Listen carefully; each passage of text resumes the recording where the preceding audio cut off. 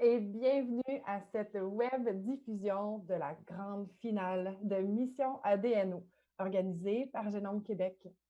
Mon nom est Noémie, je suis conseillère en communication éducation chez Génome Québec et c'est moi qui ai le grand plaisir d'être votre animatrice aujourd'hui. Donc, je suis Mission ADNO depuis ses tout débuts. J'ai été en contact avec les enseignants, les scientifiques, les élèves. Je suis même allée faire quelques échantillonnages avec les élèves de l'école de Chambly, comme vous voyez sur la photo, et l'école André Laurando. Aujourd'hui, ça va être une super belle visioconférence. On va parler de sciences citoyennes, de biodiversité, de la santé de nos cours d'eau. Donc, j'ai bien hâte de commencer tout ça. Laissez-moi vous présenter nos experts scientifiques aujourd'hui. On va commencer avec Daniel Tessier. Donc, Daniel Tessier est vice-président des Centres technologiques de Génome Québec. C'est un scientifique, un microbiologiste. Il est expert en immunologie et en biotechnologie. Chez Génome Québec, c'est lui qui est responsable de tous nos laboratoires et aujourd'hui, il va nous parler de séquençage de l'ADN. Bonjour, Daniel. Bonjour Noémie, bonjour tout le monde. Ensuite, on a Roger C. Lévesque, chercheur à l'IBIS de l'Université Laval. Roger est spécialiste en génomique microbienne et en bioinformatique. Son équipe à l'Université Laval était responsable de la préparation de l'ADN et de l'analyse bioinformatique. C'est avec lui qu'on va parler aujourd'hui de la collecte des échantillons. Bonjour Roger.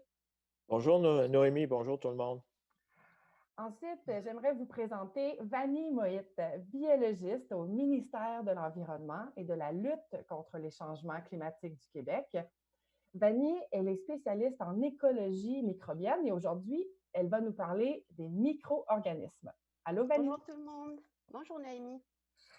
Et finalement, j'aimerais vous présenter Guillaume Côté, biologiste au ministère des Forêts, de la Faune et des Parcs du Québec. Il travaille pour le service des gestions des espèces. Et aujourd'hui, on va partager avec lui son expertise sur les moules et les poissons. Bonjour, Guillaume. Bonjour Noémie, bonjour tout le monde. Donc, je suis très contente de vous avoir tous avec moi, experts scientifiques. Merci d'être là et merci à tous nos participants de s'être connectés sur cette visioconférence. Je vois qu'on est très nombreux. Merci d'être là, ça me touche beaucoup. Je vois aussi qu'on a des élèves et des enseignants des 11 écoles qui ont participé à la première édition de Mission ADNO. Donc, merci d'être là, merci d'avoir récolté les échantillons. On va y revenir un peu plus tard. Avant de commencer et de parler à nos experts scientifiques, je veux mentionner à tous que vous avez une interface sur la visioconférence. Vous avez un module de questions. Vous pouvez poser toutes les questions qui vous viennent en tête, laisser des commentaires. On va avoir une période de questions à la fin de la visioconférence. On va prendre des questions du public, donc juste à nous les laisser dans l'interface. Si on n'a pas le temps de répondre à tout le monde en direct, on va déposer les réponses sur le site de Mission ADNO. Donc, soyez sûrs, toutes vos réponses vont être répondues. Toutes vos questions vont être répondues. Donc, le projet Mission ADNO, c'est un projet de sciences citoyennes. Donc, les adolescents, les élèves, les enseignants ont uni leurs forces avec des scientifiques pour mener une recherche sur le terrain. On cherchait à savoir quelle est la biodiversité qu'on retrouve dans nos cours d'eau. Est-ce que les cours d'eau sont en bonne santé? Est-ce qu'ils sont impactés par les changements climatiques? C'est le genre de grandes questions qu'on souhaitait répondre avec le projet Mission ADNO. Donc, c'est à l'automne dernier que plus de 500 élèves du secondaire ont mis la main à la pâte. Ils ont dû se familiariser avec plusieurs concepts scientifiques, dont l'ADN et l'ADN environnemental. Et c'est tout de suite que je me tourne vers nos experts scientifiques. On a besoin d'eux. Roger, est-ce que vous pourriez nous expliquer à tous, nous familiariser nous aussi avec le concept d'ADN et d'ADN environnemental? Oui, absolument. ADN est une abréviation pour acide désoxyribonucléique et on entend souvent dans le milieu acide nucléique. Ce qu'il faut bien comprendre de l'ADN et de d'autres formes d'acide nucléique, c'est à la base de toute forme de vie. Par exemple, on vit actuellement une pandémie avec le coronavirus, qui est un autre type d'ADN ou de l'ARN, et aussi des interactions avec l'humain, et on connaît toutes les conséquences de ça. Donc, ce qu'on peut dire, c'est que l'ADN est dans toutes les formes des cellules des organismes vivants. Alors, ces organismes vivants-là, on peut penser par exemple à la bactérie et ça va jusqu'à l'éléphant. Donc, l'ADN est la base même des formes de vie.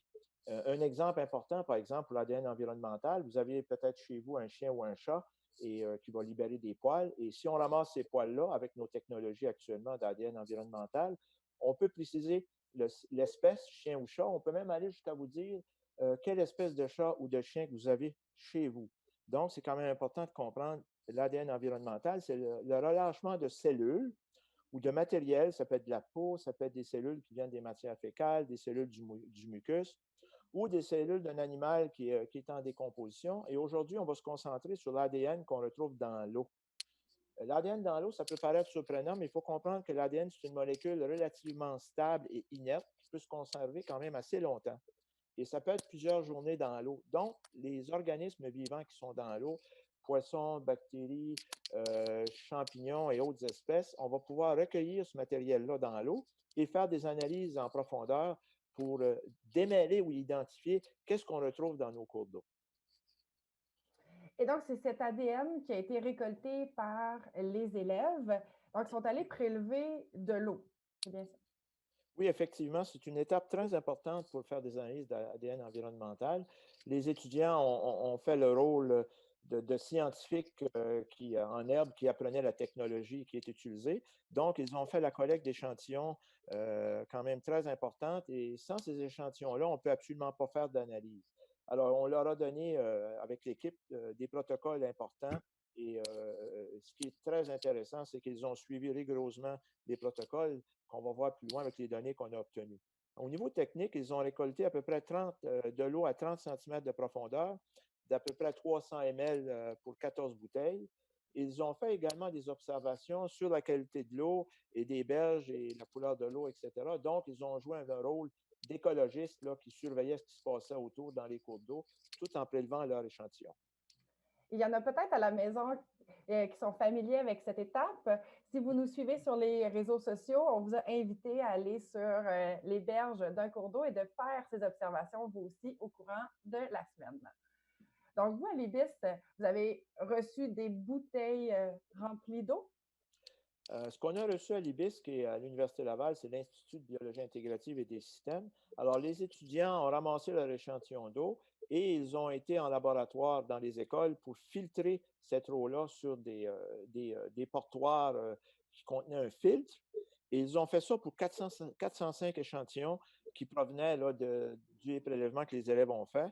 Alors, les filtres, on voit ici à l'écran, les filtres étaient dans un support en plastique et étaient placés avec un agent dessiccateur pour pas qu'il y ait d'humidité avec ce qui a été placé sur le filtre pour permettre une meilleure conservation de l'ADN.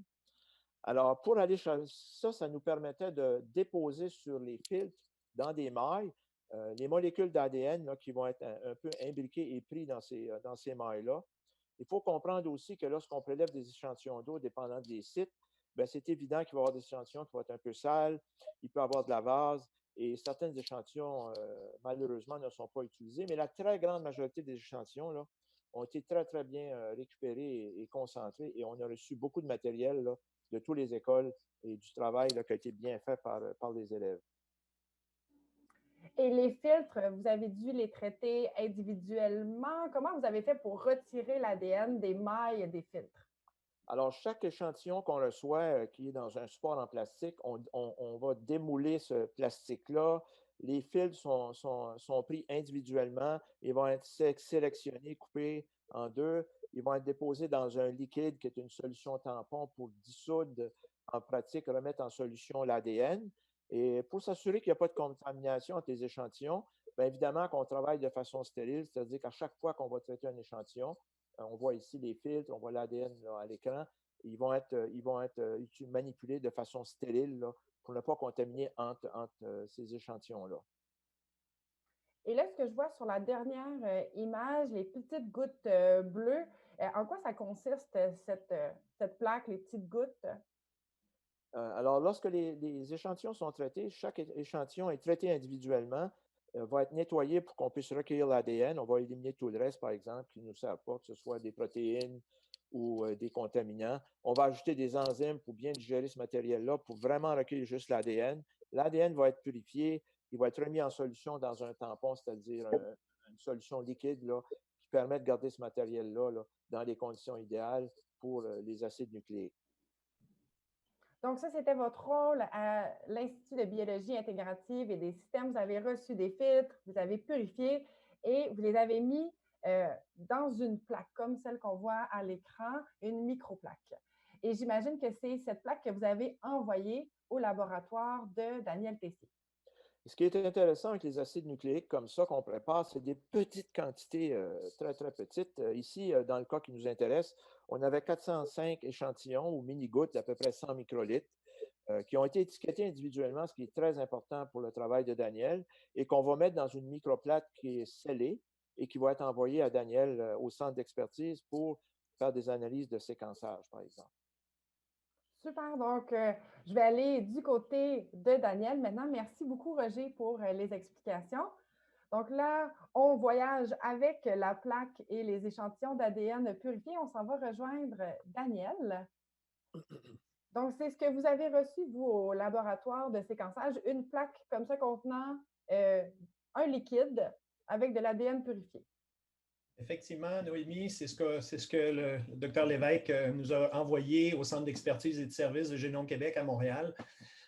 C'est effectivement des plaques, comme vous les voyez à l'écran, qui contiennent chacun une micro-goutte, une mini-goutte qui ressemble à une goutte d'eau, mais dans lequel il y avait de l'ADN que le groupe de Roger avait effectivement concentré dans un petit volume. Puis on avait effectivement des petites gouttelettes toutes transparentes, toutes propres, qui contenaient de l'ADN. Et comment on fait pour passer d'une petite gouttelette qui contient de l'ADN à... Et comment on fait pour la lire? Comment on fait pour passer à une séquence d'ADN? Ben, c'est les morceaux d'ADN qui sont dans l'échantillon. Ensuite, on les met dans un séquenceur. Mais finalement, le séquenceur, ce sont des machines assez sophistiquées, mais qui permettent effectivement de lire l'ordre précis de l'apparition, une à la suite de l'autre, la séquence de l'ADN, des lettres finalement de l'ADN. L'alphabet latin contient 26 lettres. Par contre, l'alphabet génétique en contient juste 4, qu'on abrévie ACGT, puis on les appelle des bases. Et vous, avec le séquenceur, vous êtes capable de lire l'ordre dans lequel ces 4 lettres-là se placent dans le code génétique d'une espèce, par exemple, ou d'un individu. Effectivement, les séquenceurs, je l'ai dit tantôt, ce sont des machines quand même assez sophistiquées, mais qui nous permettent de lire la séquence dans laquelle, l'ordre précis dans lequel sont rattachées les bases ou les lettres les unes aux autres. Puis, dans le fond, c'est l'ordre précis d'apparition de chacune de ces bases-là qui nous permet de décoder à quel animal ou à quel micro-organisme appartient l'ADN qui a été récolté dans les échantillons d'eau. Puis, étant donné qu'il y a certaines espèces ou certaines traces d'ADN qui sont plus difficiles à détecter parce qu'elles sont moins abondantes, il a fallu multiplier ou photocopier, si on veut, certaines séquences pour permettre aux séquenceurs de bien voir ou bien lire, bien détecter la séquence qui était introduite dans l'instrument. Puis, dans le fond, ben, c'est l'expertise qui est détenue au Centre d'expertise et de services du Génome Québec qui a permis, ce sont les ressources, nos techniciens et techniciennes qui ont préparé les échantillons d'ADN avant de les mettre dans les séquenceurs pour s'assurer d'avoir effectivement la meilleure lecture possible de ces séquences-là, parce que certaines étaient très abondantes, comme vous le verrez tout à l'heure, puis d'autres étaient beaucoup moins abondantes. Et là, si on entre des petites gouttelettes d'ADN dans la machine, j'imagine que ce n'est pas des gouttelettes qui sortent à la fin. Qu'est-ce que vous obtenez à la suite du séquençage? Ce qu'on obtient, ce que la machine nous crache, si on veut, nous produit, c'est un fichier qui contient des centaines de millions de séquences ou des dizaines de milliards de bases d'ADN, petites, moyennes et un peu plus longues, dans un alphabet de 4 lettres, donc ACGT. Puis, dans le fond, ben, à partir de ces fichiers informatiques-là que la machine nous produit, c'est de comparer, puis c'est la prochaine phase ensuite, mais c'est de comparer les séquences qui ont été obtenues dans l'échantillon qu'on avait mis dans les séquenceurs avec les bases de données publiques qui existent maintenant, qui nous a permis effectivement de pouvoir savoir à quel organisme vivant appartiennent ces séquences-là dans les échantillons d'eau, finalement, de tirer des conclusions sur les échantillons d'eau qui ont été prélevés en fonction de la séquence précise que les séquenceurs ont obtenue.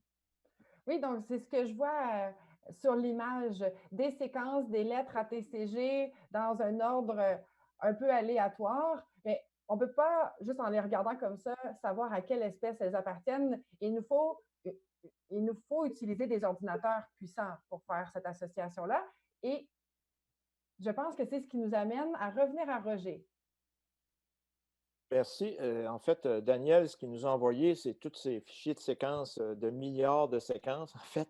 Et le travail à faire, c'est de faire des analyses avec les ordinateurs, ce qu'on appelle la bioinformatique, qui est un domaine actuellement en pleine expansion. C'est combiner l'informatique avec des logiciels qui vont faire des analyses pour la biologie. On a vu souvent à Découverte ou dans d'autres émissions comment la bioinformatique permet d'assembler des génomes, de faire l'analyse du génome humain, etc.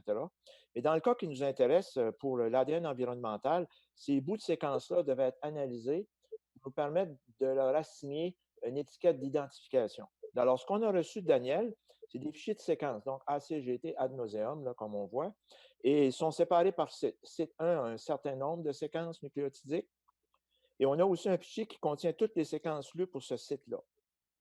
On va recevoir un deuxième fichier qui est un autre site qui va contenir toutes les séquences pour le site 2, site 3, etc., pour tous les échantillons que les élèves nous ont fournis. Maintenant, pour chaque site, on a des millions de séquences.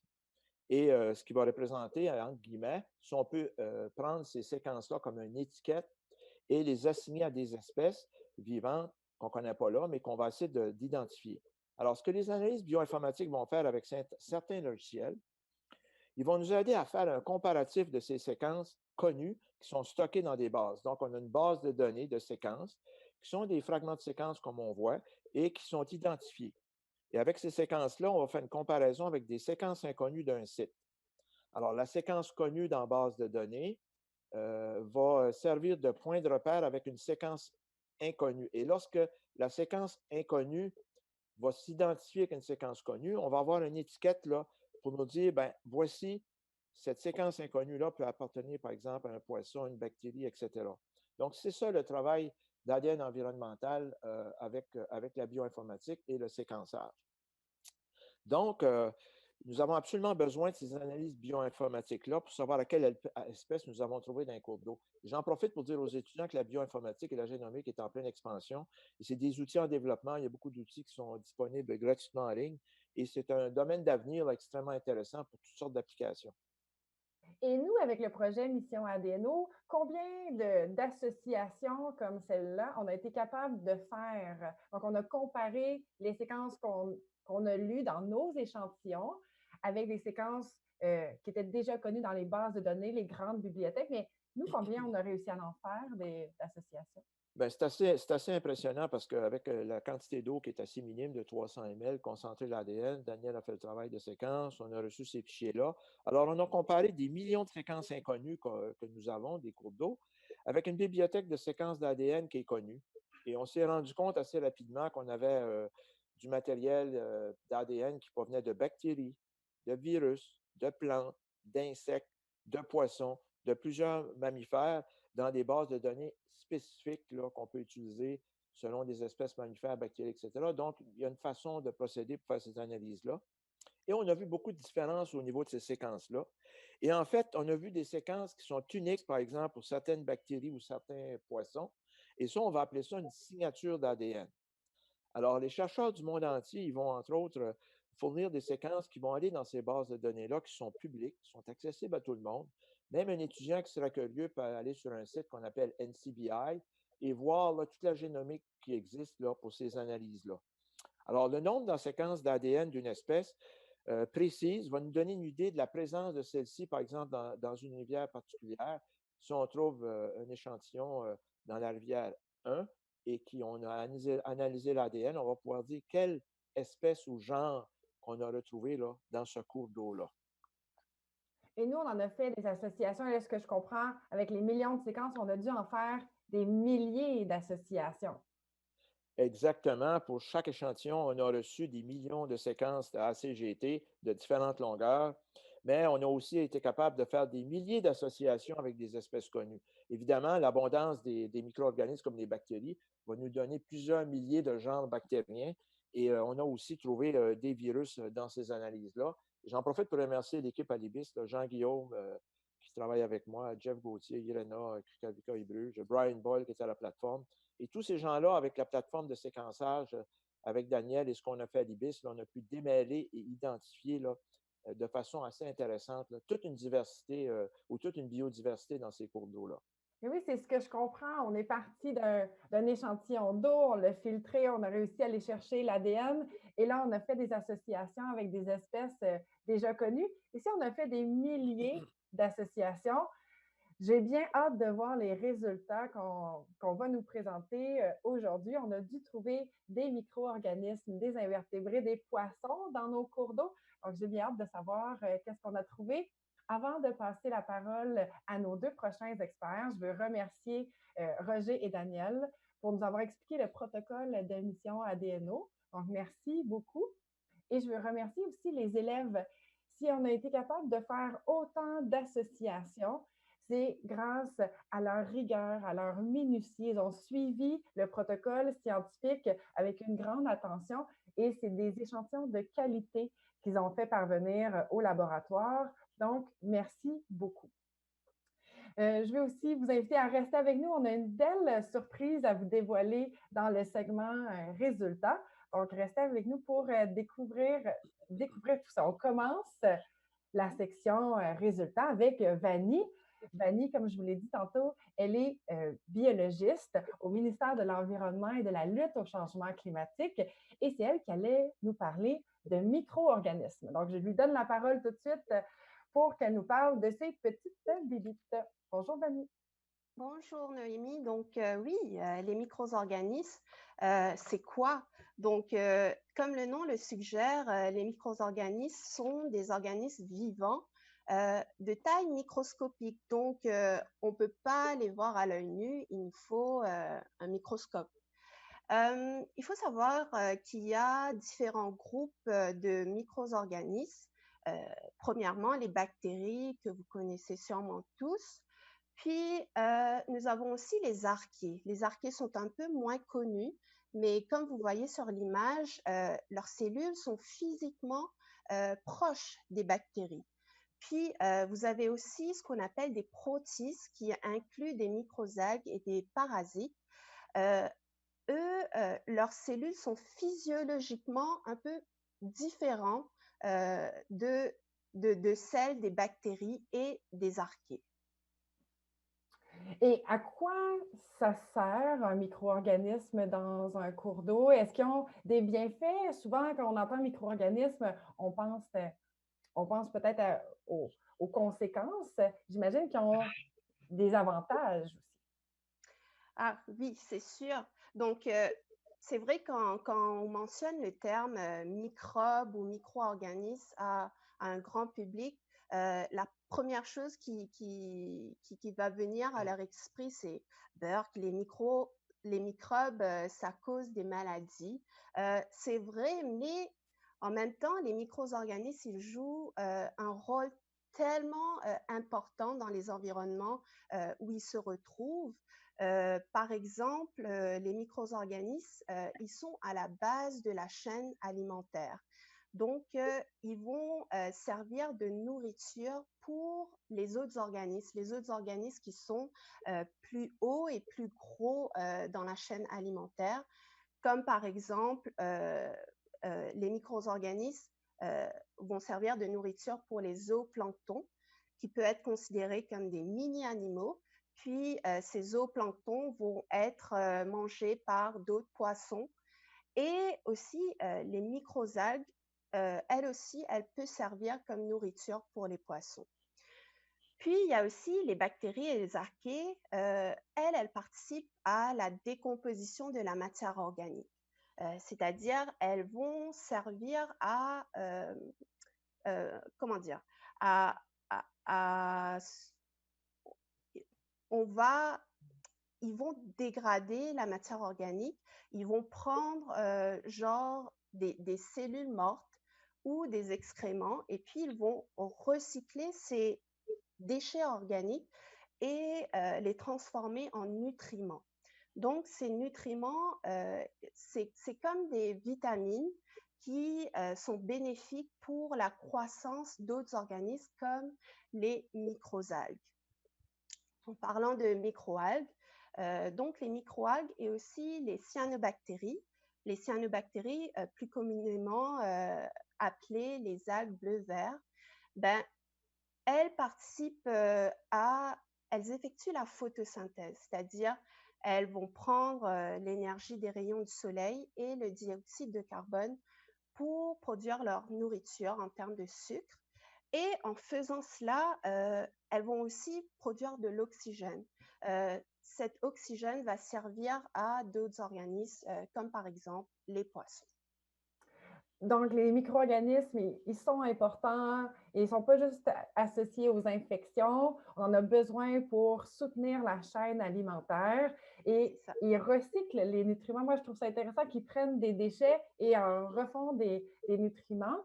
Donc, je comprends qu'ils sont très importants. Et nous, avec Mission ADNO, est-ce qu'on en a détecté des micro-organismes dans les cours d'eau? Oui, oui. Donc, je suis contente de vous dévoiler aujourd'hui que nous avons détecté avec le projet Mission ADNO des habitants normaux de nos cours d'eau.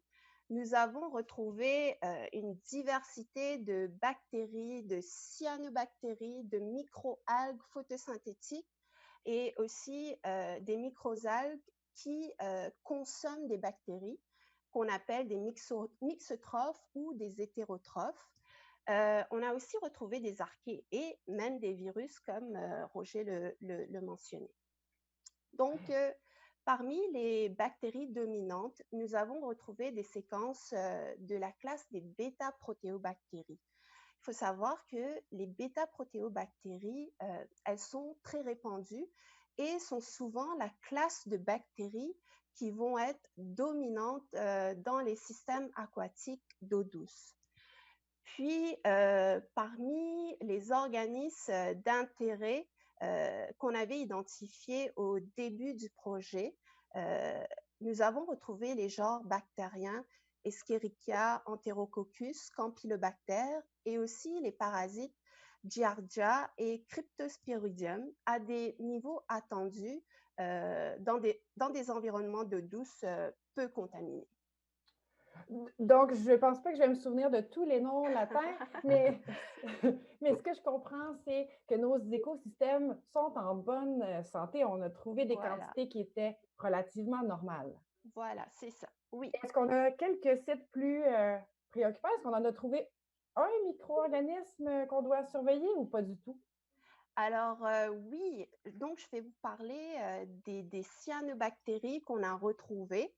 Avant tout, il faut savoir que les cyanobactéries, ce sont des organismes qui sont présents sur Terre depuis des milliards d'années. Et puis, les cyanobactéries sont des occupantes naturelles des systèmes aquatiques, que ce soit des systèmes marins ou des systèmes d'eau douce. Alors, nous avons identifié la cyanobactérie Microcystis en tant que bactérie dominante dans 3 sites, donc à la rivière Richelieu, le bassin Chambly, et puis à un site au niveau du fleuve du Saint-Laurent. Il faut savoir que le groupe Microcystis contient des espèces qui peuvent produire des toxines, notamment des microcystines. Et puis, je dirais que il faut pas s'affoler. Il faut juste surveiller les efflorescences dans ces sites-là. Quand je dis efflorescence, c'est genre une accumulation de cellules dans le cours d'eau. Donc, ces efflorescences de cyanobactéries, elles peuvent être dangereuses pour la santé humaine parce que si jamais la cyanobactérie qu'on a identifiée, elle produit vraiment de la toxine, ben, ça va être, c'est ça, dangereux pour la santé humaine. Microcystis, elle produit ce qu'on appelle une hépatotoxine, donc ça va s'attaquer au foie. Et aussi, ces efflorescences, elles peuvent être dangereuses pour la faune, parce que vous pouvez vous imaginer, si on a une accumulation de cellules à la surface de l'eau, ben, ça va créer une barrière physique qui va empêcher l'oxygène d'être disponible pour les organismes en dessous. Donc, ça peut causer, par exemple, des mortalités au niveau des poissons à cause de ce manque d'oxygène, par exemple. Ouais. Donc, on a trouvé une cyanobactérie qui est à surveiller davantage, mais je t'ai bien entendu quand tu as dit qu'il ne faut pas s'affoler. Il faut faire plus d'études, en fait. Il faut aller refaire des échantillonnages et refaire des analyses. Voilà, donc il faut suivre cette cyanobactérie-là. Il y a aussi faire d'autres analyses. Ça peut être d'autres analyses au niveau génétique pour aller voir, par exemple, si elle possède des gènes impliqués dans la production de toxines, et puis voir si, en effet, on va avoir des événements de déflorescence dans le temps. Oui. Donc, c'est super. Merci beaucoup, Vanny, de nous avoir parlé de micro-organismes. Nos cours d'eau sont en santé. Il y a quelques sites à surveiller, mais en gros, c'est des très bonnes nouvelles. Je vais passer tout de suite à Guillaume. J'ai envie de savoir si on a des aussi bonnes nouvelles du côté des moules et des poissons. Est-ce qu'on a réussi à faire des associations avec des espèces de poissons et de moules, Guillaume? Oui, Noémie. En fait, on a réussi à détecter 32 espèces de poissons dans tous les cours d'eau qu'on a échantillonnés. Les espèces, on a retrouvé 7 espèces qui se retrouvent dans la majorité des cours d'eau, soit 75 des sites échantillonnés. Ces espèces sont la perche chaude, le crapet de roche, le crapet soleil, le menet à museau arrondi, oiseau de terre noire, le fouille roche gébré et la tanche. Il faut comprendre que ce résultat n'est pas surprenant puisque tous les cours d'eau échantillonnés se ressemblent par leurs caractéristiques et qui sont tous situés dans les régions urbaines, soit la grande région métropolitaine de Montréal et la Montérégie. C'est aussi connu que ces espèces se retrouvent en abondance dans les cours d'eau de cette partie du Québec. Donc, ça ne nous a pas surpris, mais ça nous a quand même rassuré qu'on observait une bonne biodiversité de poissons dans les cours d'eau qui se trouvent dans les régions urbaines. Oui, donc j'entends 32 espèces de poissons, c'est encourageant. Et là, je vois la tanche ici. La tanche est un cas spécial, n'est-ce pas? Oui, effectivement, la tanche est une espèce, c'est une donnée intéressante. La tanche est une espèce exotique envahissante, c'est-à-dire qu'elle est exotique parce qu'elle n'est pas originaire du Québec, elle n'est pas indigène aux rivières du Québec, elle provient plutôt d'Europe ou d'Asie. Le premier spécimen de tanche a été capturé dans la rivière Richelieu en 1999. Puis depuis ce temps-là, on la retrouve partout dans le système du Saint-Laurent, malheureusement. On dit aussi envahissante parce qu'elle nuit aux espèces indigènes de nos rivières. Elle vole l'habitat et la nourriture des poissons indigènes, ce qui rend leur survie et leur reproduction plus difficiles.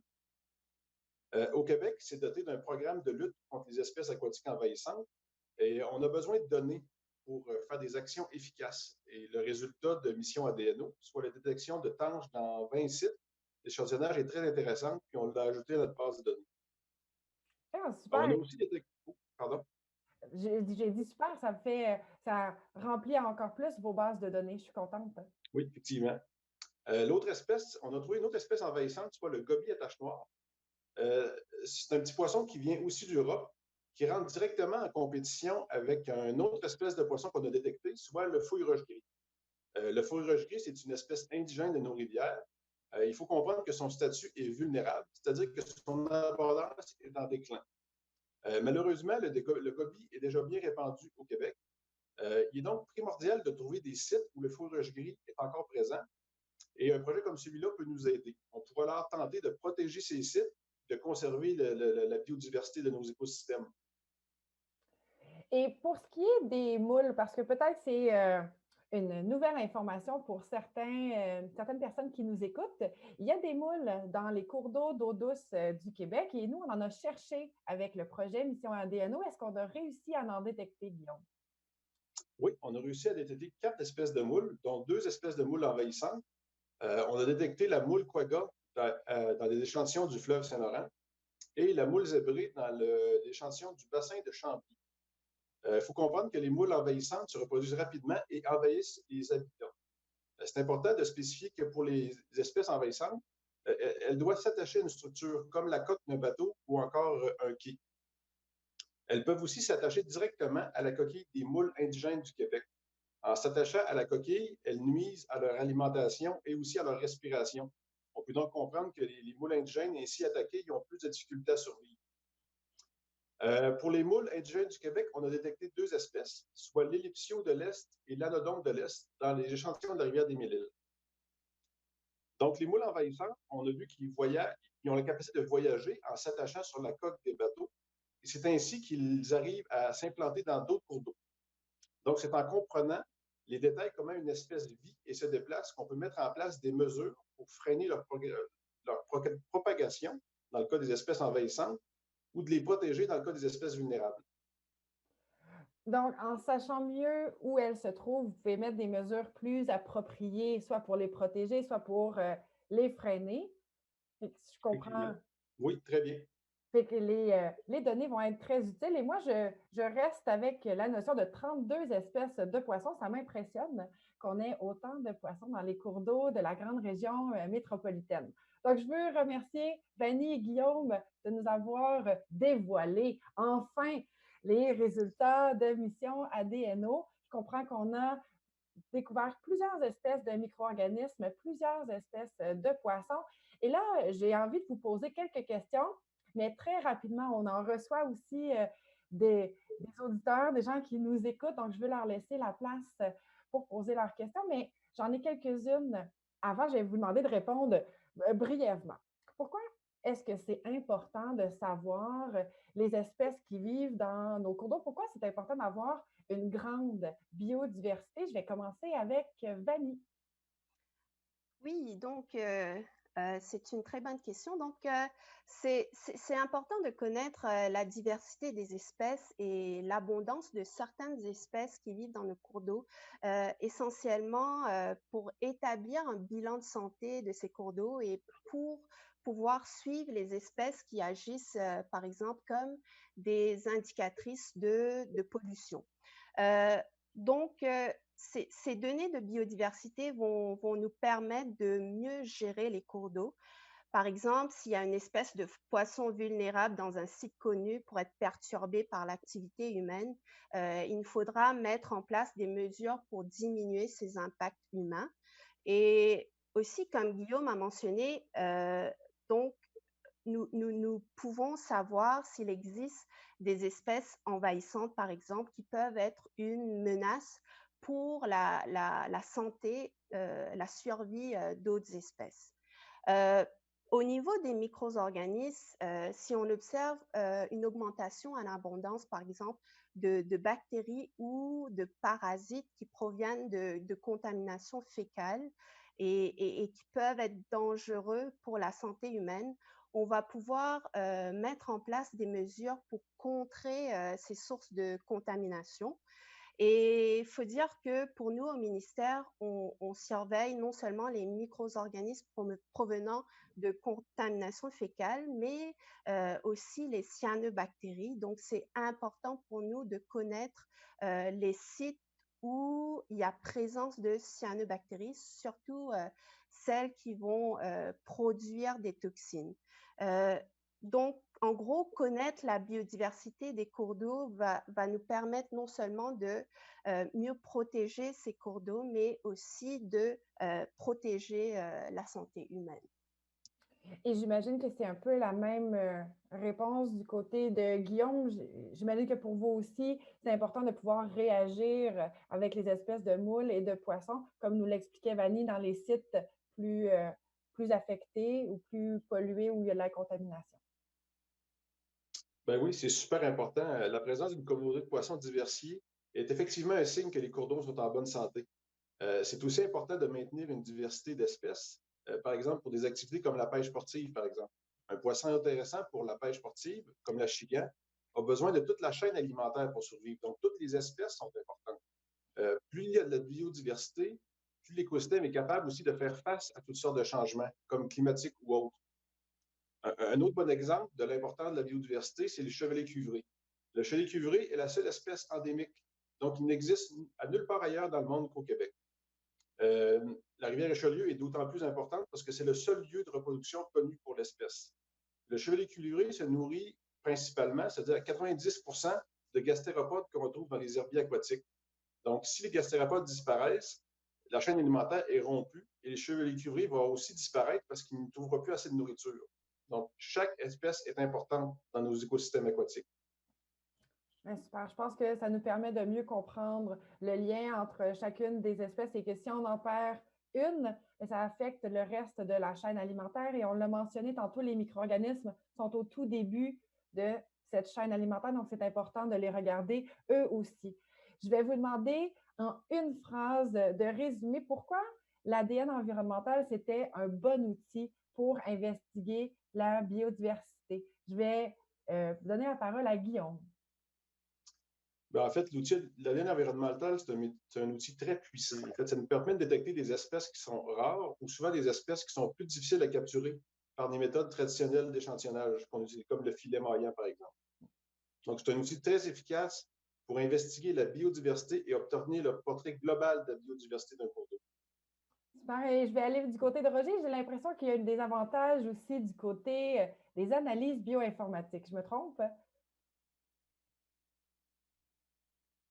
Effectivement, il y a des analyses qui sont très importantes en bioinformatique avec l'ADN environnemental. Il y a un avantage, c'est celui de détecter des nouveaux micro-organismes aussi. On va aller chercher dans les bases de données des micro-organismes qu'on connaît, mais il y a beaucoup de micro-organismes qu'on ne connaît pas. Si on est dans l'eau, ça peut être 10% des micro-organismes à peine qu'on identifie, donc 90% qui est inconnu.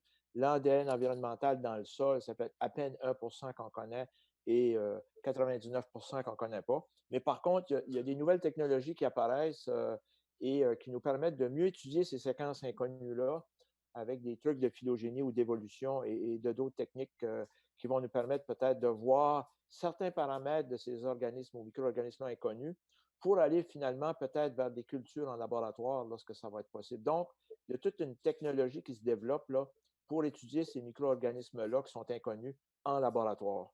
Et selon vous, Roger, est-ce qu'il y a certaines espèces qui nous ont filé entre les doigts avec le projet Mission ADNO? Absolument, il y a des espèces qui sont encore inconnues, puis dans nos bases de données, ils sont absents. Donc, notre analyse ne nous permet pas d'identifier ces espèces de micro-organismes-là. Mais par contre, c'est un défi intéressant là, pour la recherche et de développer de nouvelles approches pour étudier ces micro-organismes-là.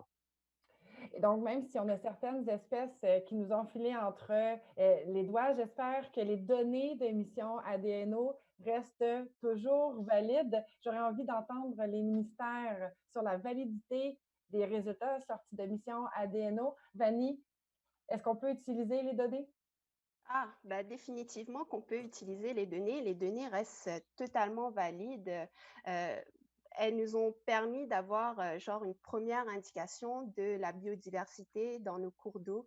Donc, c'était des cours d'eau qu'on n'avait jamais étudiés auparavant. On ne savait pas quel genre de micro-organismes étaient présents dans ces systèmes aquatiques-là.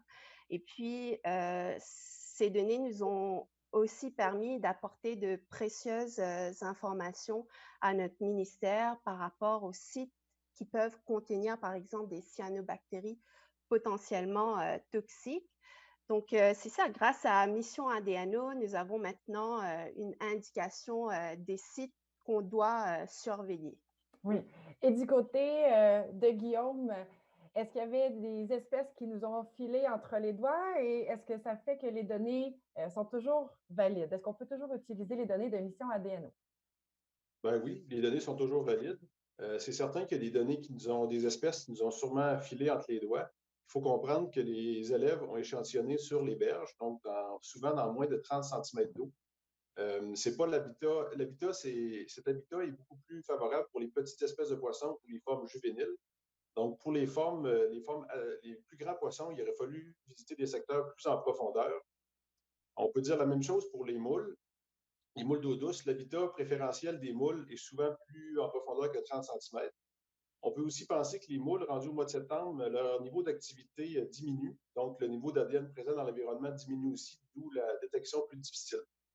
Mais tout ça, tout compris, les données sont toujours valides. Puis c'est intéressant parce que pour nous, pour prendre des décisions, on doit avoir les meilleures données disponibles. Donc, les résultats de la mission ADNO s'ajoutent à nos bases de données pour connaître la biodiversité des cours d'eau du Québec. Super. Donc, il y a des choses à améliorer pour le prochain projet, Mission ADNO, si on fait une deuxième édition. Mais avant d'aller à une deuxième édition, j'aurais envie d'entendre Daniel sur qu'est-ce qui rend le projet Mission ADNO spécial. On sait que vous, les experts scientifiques, les chercheurs, vous faites des projets tout au long de l'année. J'aurais envie de savoir qu'est-ce qui rend le projet Mission ADNO, la science citoyenne, quelque chose de spécial pour vous. Daniel? Oui, merci Noémie. Ben, en fait, l'ADN environnemental a permis, comme les experts l'ont dit, d'aller chercher une quantité absolument phénoménale d'informations connues, mais aussi nouvelles. Donc, ces informations-là, comme mes collègues le disaient, s'ajoutent à des données que nous avions déjà, mais vont aussi s'arrimer avec s'arriment avec des méthodes d'échantillonnage classiques. Les observations physico-chimiques des cours d'eau, le registre des poissons qui sont pêchés, les efflorescences dont Vanny parlait tout à l'heure, et des observations aussi faites par des riverains pendant des années, au cours des dernières années, décennies. Donc, beaucoup d'informations nouvelles, mais qui s'arriment avec des informations déjà connues. Parce que dans le fond, puis l'autre chose aussi, ben, c'est que on ne peut faire des études scientifiques d'aussi grande envergure. Puis grâce à ce projet de sciences citoyennes, finalement, on a pu compter sur l'aide de 500 scientifiques en herbe, donc les jeunes étudiants qui sont allés collecter justement sur les différents sites, puis qui ont permis de faire le lien par l'échantillonnage qu'ils ont fait, faire le lien entre plein de nouvelles espèces du vivant, des nouvelles séquences que les scientifiques ont déjà travaillé, mais aussi vont essayer d'identifier pour venir compléter des bases de données internationales puis être utilisées par des scientifiques partout dans le monde, finalement. Super. Je trouve ça vraiment intéressant de voir que la science citoyenne permet de faire un aussi grand projet, puis un projet aussi rigoureux, aussi valide. Ça me rend très fière. Je pense qu'on a pris assez de temps pour mes questions. J'ai envie d'aller aux questions du public. Oui, j'en ai reçu une de l'école secondaire de Chambly. On nous demande, est-ce qu'on a découvert une nouvelle espèce avec le projet Mission ADNO? Et ça, je sens qu'il y a plusieurs personnes qui nous écoutent qui se posent la même question. Est-ce qu'on a découvert un monstre du Loch Ness dans un de nos cours d'eau? Guillaume? On n'a pas découvert de nouvelles espèces en tant que telles, mais il y a quand même la présence d'ADN de bar rayé dans la rivière des Mille-Îles est intrigante. Il faut comprendre que le bar rayé est disparu du Saint-Laurent depuis les années 60. Depuis 2002, le MFFP a mis en place un programme de réintroduction de l'espèce dans le Saint-Laurent. En fait, le programme fonctionne très bien. Le nombre de bar rayés augmente d'année en année. Le MFFP fait présentement des acquisitions de connaissances pour mieux comprendre, en fait, de mieux apprendre sa nouvelle ère de répartition dans le système du Saint-Laurent. Et c'est certain que la détection d'ADN de bar rayé dans la rivière des Mille-Îles nous intrigue. Et on avait prévu de faire des travaux dans la rivière, mais ce résultat nous pousse davantage pour aller vérifier si le bar rayé est bien présent dans cette rivière-là. Donc, c'est très intéressant pour nous. C'est la première détection, si je comprends bien, dans cette rivière. Effectivement, on allait débuter les travaux cette année, mais le MFFP n'a pas capturé encore de bar rayé dans la rivière des Mille-Îles. Super, bien, félicitations tout spéciales aux élèves, aux étudiants de Mission ADNO. Bravo pour votre rigueur dans les échantillonnages. J'en ai reçu une autre du Collège Ville-Marie. On nous demande pourquoi les changements climatiques affectent la biodiversité et quel genre d'impact on pourrait voir sur les cours d'eau. Est-ce que, Vanny, tu veux nous aider? Oui, bien sûr. Je dirais que pour commencer, il faut parler un petit peu des conséquences qu'on va avoir par rapport au changement climatique euh, dans les cours d'eau. Donc, on peut s'attendre, par exemple, à une augmentation de température de l'eau. On peut s'attendre à plus d'événements de sécheresse, d'inondations, des variations au niveau de la salinité de l'eau, par exemple.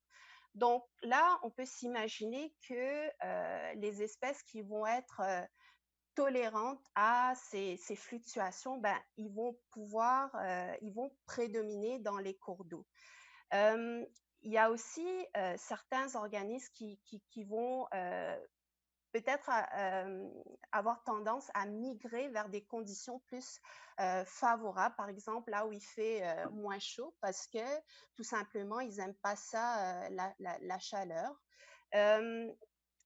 Au niveau des micro-organismes, ben, on peut même s'attendre à une augmentation de la diversité des micro-organismes dans certains cours d'eau, parce que vous pouvez vous imaginer les fluctuations qu'on va avoir par rapport au changement climatique. Ben, ça va créer des habitats, donc des conditions dans les cours d'eau qui vont être propices et favorables pour la croissance d'autres organismes qui étaient peut-être pas là auparavant.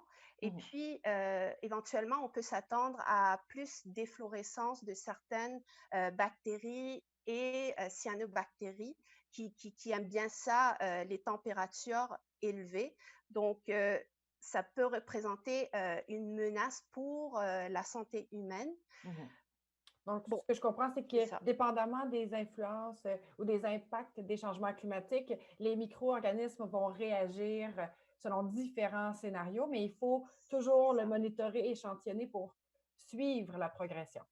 Voilà, c'est ça. On va s'attendre à différents scénarios et puis c'est important de suivre ces progressions.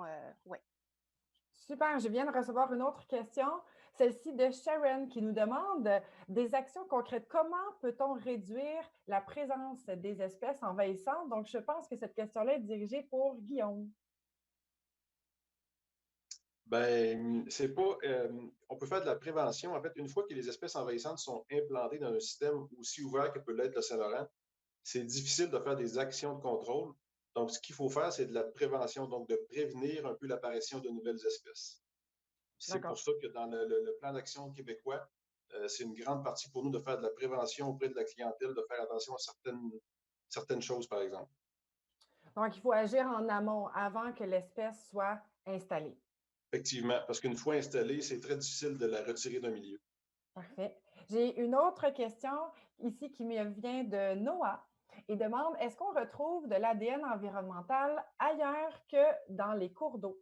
Donc, j'aimerais entendre Roger sur cette question. Est-ce qu'on retrouve l'ADN environnemental ailleurs que dans l'eau? C'est une bonne question intéressante parce que oui, effectivement, l'ADN environnemental, c'est dans les sols. Si on fait des études de sol en santé, par exemple en agriculture, et des sols en agriculture qu'on va traiter avec des engrais ou des produits chimiques, on va voir toute une différence au niveau de la microflore du sol. Il ne faut pas oublier que la plupart des fruits et légumes qu'on utilise ont besoin d'azote. Et dans le sol, il y a évidemment des micro-organismes qui vont faire la fixation de l'azote. Aussi, sur les plantes, par exemple, il y a toutes sortes de micro-organismes qui vont maintenir ces plantes en santé, qui vont fournir certaines molécules qui permettent la croissance. Et même, on peut aller plus loin au Québec, pour ceux que ça intéresse et celles que ça intéresse.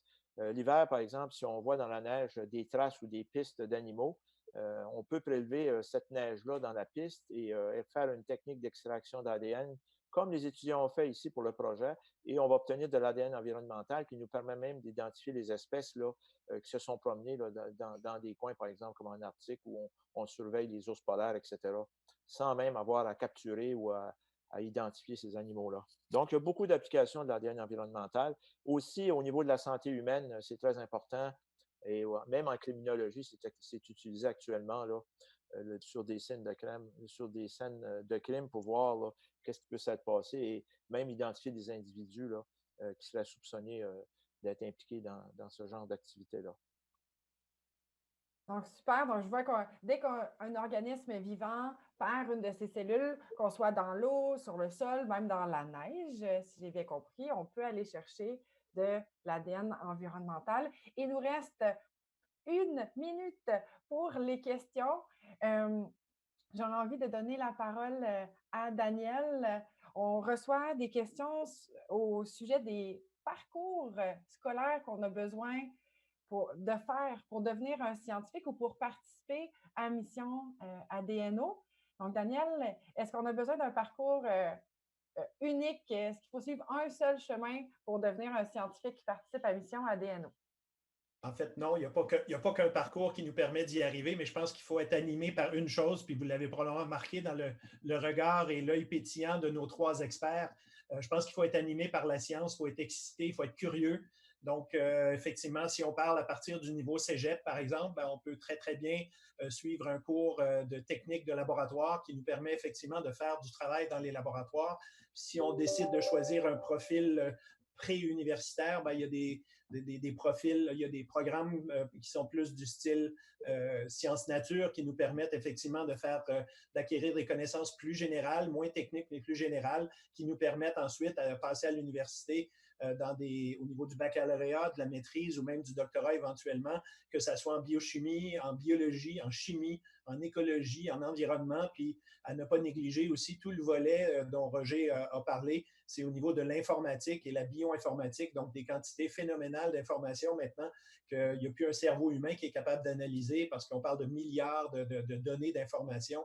Donc, l'informatique est aussi un domaine qui est en très, très grande croissance. Donc, beaucoup, beaucoup d'avenues au niveau des programmes de formation qui permettraient à chacun d'entre vous, intéressés, curieux par la science, de participer à des projets comme ça et même évidemment de piloter des projets comme ça dans un avenir peut-être d'une perspective de 7, 8, 10 ans, quelque chose comme ça, d'un parcours scolaire. Donc, super, je pense que ça répond bien. On a besoin de toutes sortes de gens, de toutes sortes d'intérêts, mais des gens qui sont animés par une curiosité qui est propre à la science.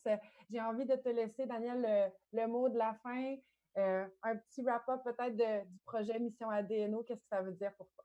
Oui, ben, effectivement, il nous reste à peu près juste 1 minute ou 2. Je pense qu'il faut se rappeler que Mission ADNO, c'était un projet pilote cette année, puis les résultats nous ont effectivement permis d'identifier des espèces du vivant dans les différents cours d'eau qui ont été échantillonnés, puis d'en évaluer la biodiversité. On a donc obtenu des résultats qui en fait, établissent un état des lieux des cours d'eau à un moment précis, un peu comme une photo. Puis aujourd'hui, on est en mesure de dire qu'il faudrait poursuivre ce projet-là.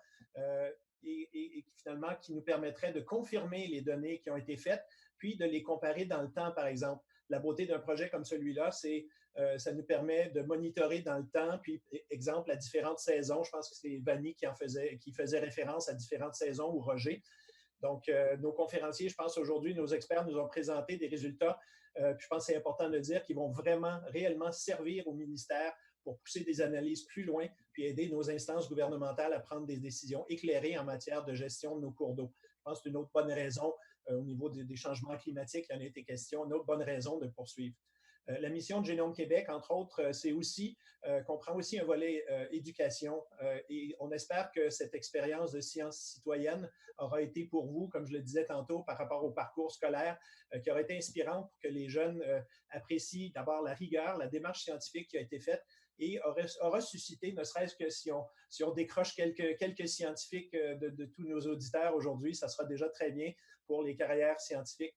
Puis je pense que comme Noémie le disait, il faut réaliser que la science, ça prend toutes sortes de scientifiques pour mener un projet à bien comme celui-là, que ce soit ceux qui prélèvent les échantillons sur le terrain, que ce soit les techniciens dans les laboratoires, les gens qui utilisent les outils informatiques sophistiqués pour, dans le cas de notre projet, retracer les origines, si on veut, une espèce de CSI expert d'ADN environnemental et bien d'autres.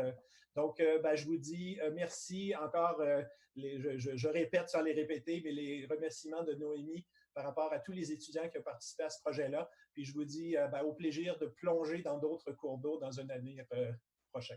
Oui, et avant de laisser tout le monde partir, je veux me joindre à Daniel, moi aussi, pour remercier les enseignants, les élèves, notre panel d'experts qui nous a si bien expliqué les résultats de Mission ADNO. Merci beaucoup. J'invite tous les gens qui nous regardent, qui ont été piqués par la curiosité d'aller visiter le site de Mission ADNO. Vous allez trouver un onglet bleu clair qui s'appelle Les résultats. Vous allez trouver l'entièreté des résultats, tous les détails pour chaque école, pour chaque site. On a fait quelques découvertes cocasses. Vous allez voir de l'ADN de bœuf et de bernache. Donc, je vous laisse aller fouiller. Un merci tout spécial aussi à ceux qui ont fait naître le projet Mission ADNO, qui ont participé de près ou de loin. Je tiens à vous remercier sincèrement. C'est grâce à vous si on a eu une première édition de Mission ADNO aussi remarquable. Donc, sur ce, je vous remercie d'avoir été là. Merci à tous et bonne journée.